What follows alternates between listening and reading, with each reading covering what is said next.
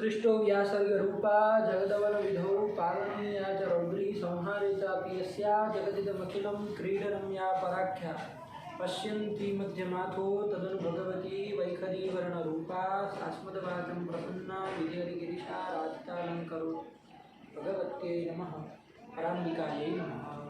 चलिए कौन सूत्र देखे अंतिम पाठ में बाबू हम लोगों ने? उदहस्तंभो पूर्वस्य तस्मादित्युत्तरस्य आदेः परस्य जरोधरिष्वर्णे हरिच। आया ये सूत्र देखिए, समझ में आया कि नहीं आया? सब पाठ लगाया कि नहीं लगाया? हाँ। उदहस्थास्तंभो पूर्वस्य है कि नहीं है? 3 पद थे। उदह स्थास्तंभो पूर्वस्य। उदह कहाँ का था? पंचमी एकवचन। स्थास्तंभो षष्ठी वचन और पूर्वस्य षष्ठी का एकवचन जान ही रहे। इसका अर्थ जब हम करने चले तो उदह, देखो बाबू एक ध्यान देना, उदह पंचमी है तो उदह का अर्थ क्या आएगा? हिंदी में यदि देखो उद से, इतना ही आया ना, उद से। स्थास्तंभो षष्ठी है तो स्थाने आ जाएगा, तो स्थास्तंभो स्थाने पूर्व सवर्ण ये सब हो जाएगा, है ना? ऊपर से सवर्ण की अनुवृत्ति आकर के सब बन जाएगा। लेकिन उद से, इतना ही, उदह से तो इतना ही आ रहा है, उद से। अब उद से पूर्व में स्थास्तंभों को कि उद से पर में स्थास्तंभों को, ये निर्णय नहीं हो पा रहा है। हो रहा है क्या? आपके कह देने से थोड़ी ना होगा। ऊपर ही हो कहाँ से आ गया? कहीं से अनुवृत्ति थोड़ी ना आई है, कैसे बोल दी आप? अरे उदह मतलब उद से, उद से पूर्व में स्थास्तंभ को पूर्व सवर्ण हो कि पर में हो कि ये सब तो कुछ नहीं ना व्यवस्था हो रही है। कहाँ पर हो? उद से पूर्व में स्थास्तंभ हो कि पर में स्था अथवा स्तंभ हो, तो अव्यवस्था हो रही कि नहीं हो रही है? तो उसी अव्यवस्था के लिए व्यवस्था करने, अव्यवस्थायाम व्यवस्था कारिणी परिभाषा, ये आ गया। कौन सूत्र आया? तस्माद्विद्युत्तरस्य, कि भाई पंचमी निर्देश है ना, विधीयमान जो कार्य होगा वो उत्तरस्य भवति, परस्य भवति, पर को करना। आया कि नहीं आया? तो उसी से परयोह का लाभ होता है, वरना परयोह आपके बस का नहीं है। कहीं से लेके आए अर्थ करते समय आपके हाथ कहाँ से लेके आए बताओ? तस्माद्विद्युत्तरस्य यही बताया कि भाई पंचमी निर्देश करके यदि कोई कार्य करना हो तो उदह में पंचमी निर्देश किया, तो पंचमी निर्देश है ना, विद्यमान जो कार्य पूर्व सवर्ण कार्य है स्थास्तंभ को कर रहा है, वो बता रहा। लेकिन कहाँ पर को, पर में स्थास्तंभ हो तब हो। आया कि नहीं आया? तो तस्माद् इति उत्तरस्य, ये कर दिया। आया कि नहीं आया? कि पंचमी निर्देश है ना, विद्यमान कार्यम परस्य बोध्यम करस्य ज्ञेयम। और वो भी कैसे है? वो निर्दिष्ट की अनुवृत्ति आ रही, तस्मिन् निर्दिष्ट पूर्वस्य से, तस्मादित्युत्तरस्य में, तो क्या आएगा? वर्णांतरेण अव्यवहितस्य परस्य, ये भी लाभ हो जाएगा कि वर्णांतर, दूसरे वर्ण का व्यवधान नहीं होना चाहिए। पर में तो करना, लेकिन वर्णांतर के व्यवधान के रहित पर को करना। ये दोनों चीज निकल करके आ रही है। आ रही कि नहीं आ रही है? तो पूरा अर्थ तस्मादित्युत्तरस्य परिभाषा का क्या अर्थ हो गया? कि पंचमी निर्देशेन विधीयमानं कार्यं वर्णांतरेण व्यवहितस्य परस्य ज्ञेयम्। आया कि नहीं आया? उसकी जगह उन्होंने शब्दांतर भी लिखे हो तो आप लोग उस तरह से याद करिएगा, मतलब तो वही आ गया। तो उदहस्थास्तंभो पूर्वस्य का अर्थ क्या होगा? तस्मादित्युत्तरस्य ने सहाय कर दी तो कि उद से पर में, अब ये लाभ हुआ। उदह परयोः, ये परयोः का लाभ उसी से होता है। आया कि नहीं आया? और वो भी अव्यवहित बोल नहीं रहे, वरना समझना तो आपको यही है कि उद से अव्यवहित परयोः स्थास्तंभो। बीच में प्र आ जाएगा तो फिर नहीं होगा। प्र कुछ बीच में और एक आ जाएगा, उत प्र स्थानम, तो नहीं लगेगा, क्योंकि उद से पर में तो स्था है, अव्यवहित पर में नहीं।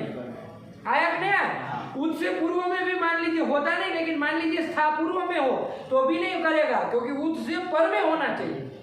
खाली अव्यवहित होने से भी नहीं चलेगा, पर में होना चाहिए। आया कि नहीं आया? तो क्या हो गया कि उद से अव्यवहित पर में जो स्था अथवा स्तंभ है उसको पूर्व सवर्ण होता है, ये अर्थ आया। आया कि नहीं आया? क्या अर्थ हो गया? उदहस्थास्तंभ हो पूर्वस्य का, अब तस्मादित्युत्तरस्य ने सहाय कर दी तब उद से अव्यवहित पर में जो स्था धातु अथवा तो स्तंभ धातु, तो उसको क्या, उसके स्थान में पूर्व सवर्ण होता है। ये ये अर्थ होगा ना। हम भले अर्थ बोलते समय अव्यवहित परयो हो ना बोले, लेकिन समझना है आपको अव्यवहित परयो। तस्मात् इस तरह से कहा है कि भाई पंचमी निर्देशेन विधीयमानं कार्यं वर्णांतरेण अव्यवहितस्य परस्य ज्ञेयम्। है कि नहीं आया? चलिए, तो ये ध्यान रखना, ठीक, ये अर्थ हो गया। अब प्रश्न हुआ कि भैया स्था और स्तंभ को उत से अव्यवहित पर में स्था और स्तंभ होगा तो उसको क्या होगा? पूर्व सवर्ण होगा। स्था और स्तंभ को होगा, लेकिन किसको किया जाए? पूरे को कर दिया जाए क्या? किसको किया जाए? तो कहा अलोन्त्यस्य, कि भाई षष्ठी का निर्देश किया है ना, षष्ठी निर्देश है ना, षष्ठी निर्दिष्टो अंत्यस्य अल आदेशस्य। षष्ठी का निर्देश करके किसी को आदेश का विधान किया जाए तो वो अंतिम को करना, पूरे को मत करना। तो स्था को किसको होने जा रहा था अलंत्यस्य के अनुसार? स्तंभ में किसको होने जा रहा था? स्तंभ, स्तंभ नहीं बोल रहे, स्तंभ किसको? और कहाँ है उसमें? स्तंभ, स्तंभ नहीं बोल रहे, स्तंभ, स्तंभ धातु है बाबू, ध्यान देना। देखो स्था, ये तो स्था हो गया, और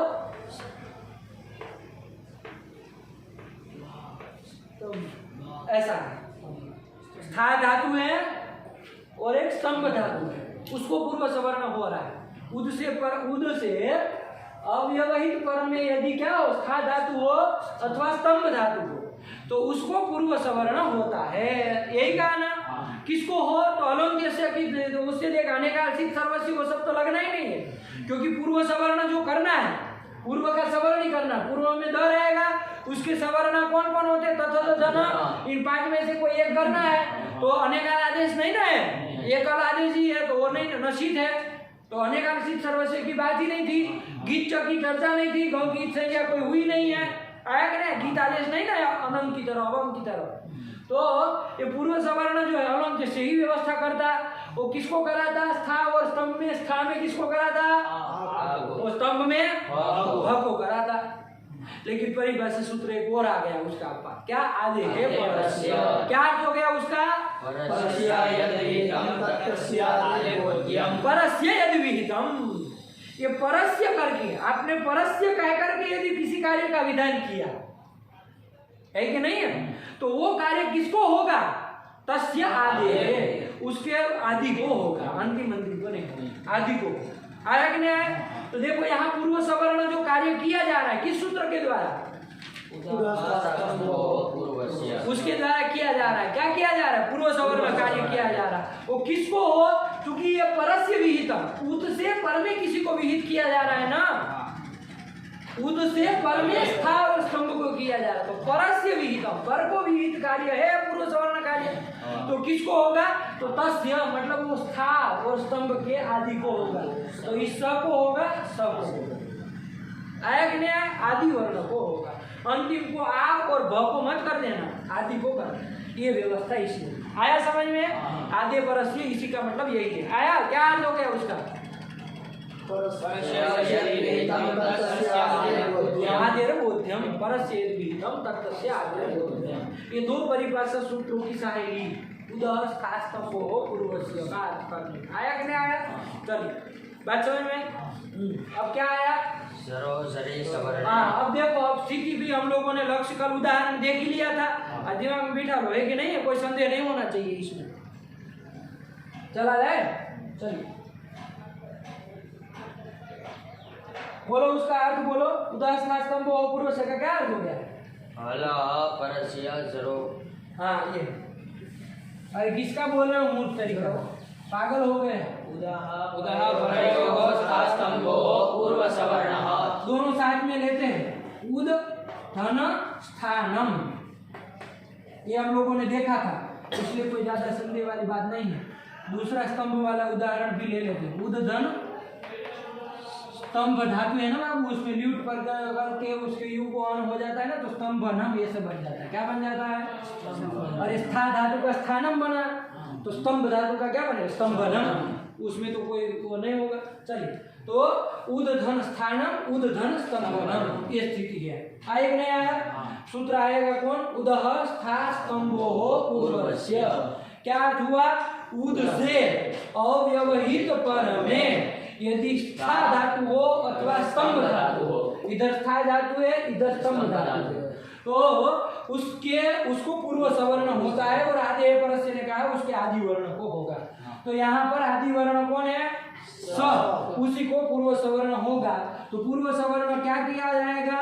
तो पूर्व का सवर्ण करना है, पूर्व में है तो उसके सवर्ण ये तथा दधन पांचों प्राप्त है, तो कौन सा किया जाएगा? तो स्थानांतरतम कहेगा भाई सदृशतम आदेश कर लो। तो स का सदृशतम तथा दधन में से कौन मिलता है? कौन मिलता है? थ ही मिलता है ना। कल हम देखे थे, मिलाए थे ना। क्या मिलाए थे? तो पता चला था। किससे पता चला था? बाह्य प्रयत्नों से देखे थे कि भाई स का सदृशतम वही पड़ेगा, क्योंकि स का बाह्य प्रयत्न क्या है?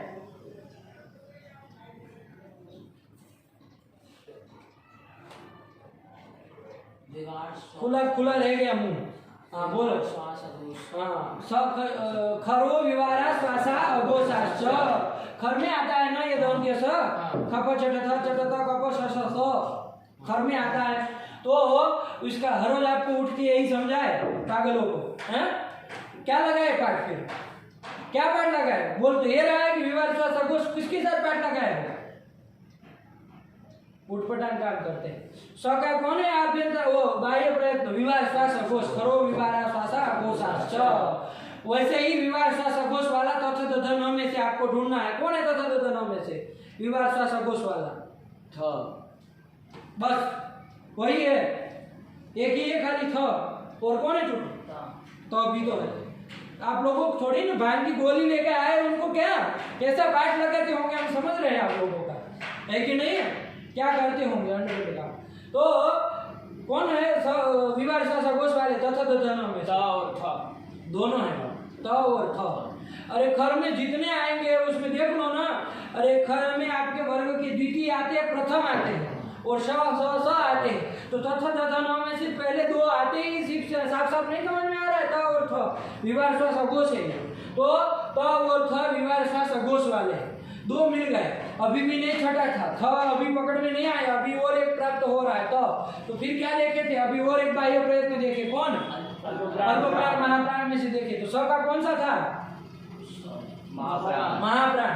वर्गाणाम द्वितीय चतुर्थ इन सबका कौन होता है? महाप्राण होता है। तो स का महाप्राण था। तो हमें महाप्राण कौन था? क्योंकि वर्ग का द्वितीय है ना, इसलिए वही थ ही सदृशतम अंतरतम पड़ता था। आया कि नहीं आया? नया भी प्रयोग आया तो आपको तुरंत बोलना चाहिए। आप लोग जो पढ़ चुके हैं उसमें भी आपको नहीं समझ में आ रहा कि भाई किसका क्या बाह्य प्रयत्न है, तो इतना समय लगेगा तो कैसे चलेगा? उद थ थानम ये बन गया। ठीक है, बनी कि नहीं बनी? चलो कपड़ा में उद थ थानम ये बन गया ना। चलो इसी तरह इधर भी देख लो, उदस्था स्तंभ पूर्व से इधर भी लगेगा उदस्था स्तंभ।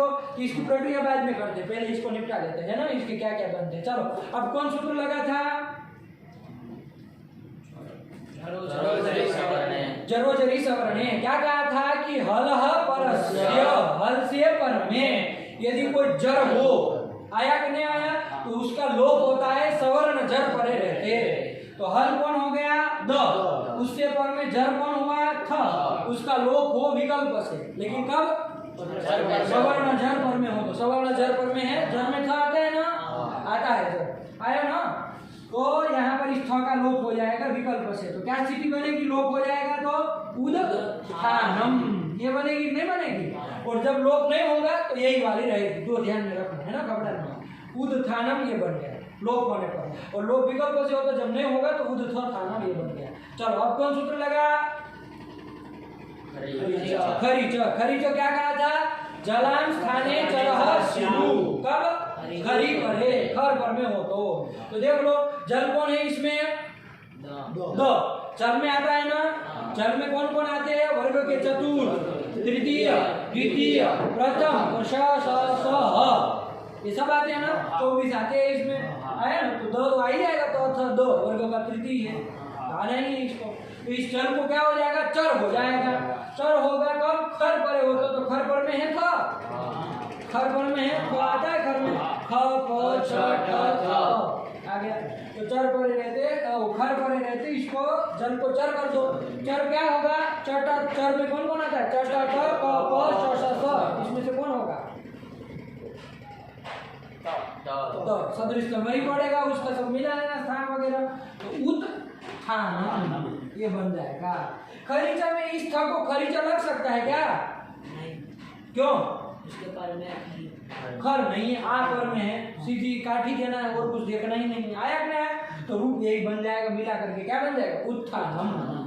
आया कि नहीं आया? उत्थानम मतलब उन्नति ही, उन्नति। आया कि नहीं आया? चलिए ये कर दिया। अब हम लोग दूसरी, ये एक रूप बन गया, एक तो ये बन गया। अब जब लोप नहीं हुआ था, ये वाली स्थिति ये है ना, इसमें भी हम लोग साथ ही साथ में देख लेते हैं, ठीक है ना। तो क्या होगा यहाँ पर अब कौन सूत्र लगेगा? जरो जरी सवर्ण है, तो इसमें लगना नहीं है, तो नहीं लगा, उसी वाला रूप है। तो लोपा भाव पक्ष में क्या बनेगा? चलो खरीचा लग जाएगा। तो क्या हो जाएगा? किसको क्या हो जाएगा? खरीचा से हो जाएगा, सीधी सी बात है, खर पर में है ही था, तो इसलिए क्या हो जाएगा? तो हो जाएगा। तो उत्थानम, इस वाले थ को खरीचा नहीं लग सकता है क्या? क्यों? खर पर में है ही। अरे इस ये जब था खर में, ये भी खर में आता है ना, तो खर पर में है तो जल को चल कर दो।